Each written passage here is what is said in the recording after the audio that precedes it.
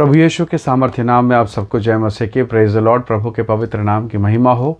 आइए इस समय हम प्रभु के पवित्र वचन की ओर अपने मन को लगाएं। मेरे साथ याकूब की किताब निकालिएगा। याकूब अध्याय 1 वचन 25 यहाँ लिखा है, पर जो व्यक्ति स्वतंत्रता के सिद्ध व्यवस्था पर ध्यान करता रहता है वह अपने काम में इसलिए आशीष पाएगा कि सुनकर भूलता नहीं पर वैसा ही काम करता है।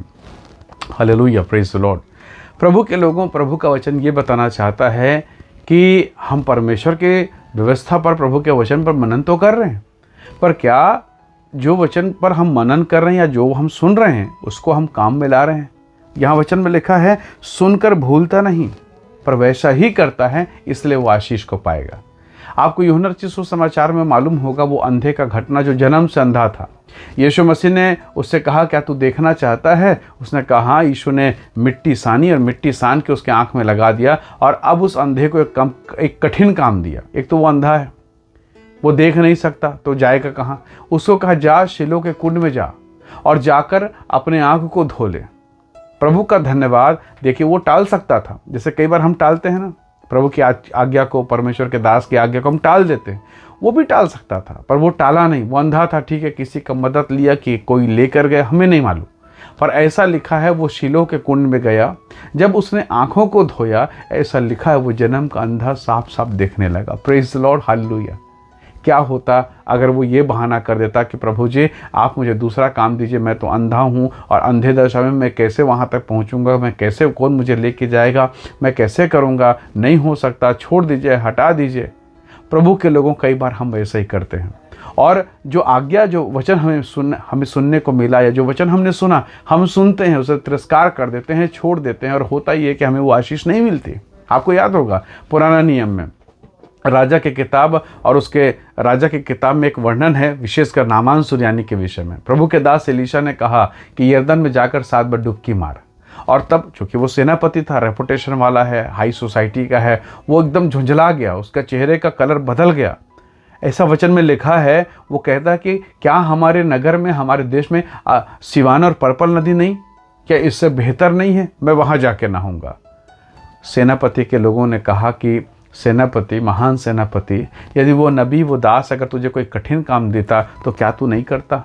उसने कौन सा कठिन काम दिया है? जा यरदन में 7 बार डुबकी लगा। तू कहाँ कहाँ डुबकी नहीं लगा? तू क्या क्या नहीं खाया है? क्या क्या उसमें लेप नहीं लगा? क्या क्या गंदी बदबूदार चीज़ों को तूने इस कोढ़ की बीमारी से ठीक होने के लिए लगाया है? वो तो मात्र नदी में ठीक है, उसमें कीचड़ है, उसमें दलदल है, कोई दिक्कत नहीं। तू तो इससे गंदे गंदे जगह पर गया है, जाके डुबकी लगा दे। प्रभु का धन्यवाद। उसके सहायकों के वो जो समझाइश थे उस पर असर कर गया। वो जाता है और यरदन में 7 बार डुबकी लगा। पहली डुबकी कुछ नहीं, दूसरी डुबकी कुछ नहीं, तीसरी कुछ नहीं, 7वीं डुबकी में लिखा है उसका त्वचा, उसका स्किन, उसकी चमड़ी शिशु के समान कोमल हो गया। Praise the Lord, hallelujah. तो प्रभु के लोगों, क्या उस मिट्टी में, उस पानी में चमत्कार था? अगर ऐसा होता तो यरदन में बाकी जो नहाए वो चंगे क्यों नहीं हुए? नहीं, उस आज्ञा में था।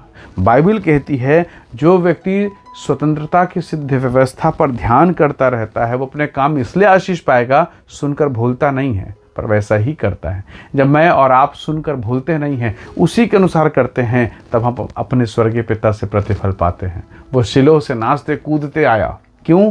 आज्ञा माना, अब देख रहा है। हालेलुया। नामान सुरयानी तमतमाया हुआ था, अब हंसते हुए आता है और एलीशा के चरणों पर मुंह के बल गिर के कहता कि इज़राइल के परमेश्वर यहोवा को छोड़ कोई है ही नहीं। हालेलुया। परमेश्वर के लोगों, हम में से कितनी बार, हर बार हम पवित्र आत्मा की वाणी को सुनते हैं। कई बार हमारे हृदय में हम उस आवाज़ को सुनते हैं, तुझे प्रार्थना करना है, तुझे उपवास रखना है, तुझे विनती में बैठना है, तुझे प्रार्थना करना है, मेरी उपस्थिति में चलना है। कितनी बार हम इनकार कर देते हैं। प्रभु का आत्मा बोलता नहीं नहीं वहाँ मत जाना, पर कितनी बार हम इनकार करते हैं, चले जाते हैं और फंस जाते हैं और बाद में फिर रोना, पछतावा और गिला और शिकवा और तकलीफ़, अंततः हमको ही नुकसान झेलना पड़ता है। क्या हम इस बात को मनन कर रहे हैं?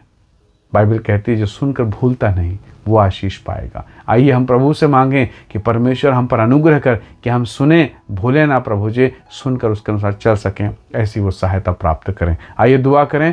प्रेमी अनुग्रहकारी स्वर्गीय पिता, मेरे प्रियजनों को तेरे हाथों में सौंपता हूँ। सब प्रकार के रोग, बीमारी, दुर्बलता से बचा, आशीष दे। और जो तेरा वचन ये सुनते हैं वे यीशु के नाम से उस वचन के अनुसार चल सकें। सहायता कर प्रभु। हम सब बातों महिमा आपको देते हैं। धन्यवाद के साथ विनती प्रभु यीशु के नाम से मांगते हैं।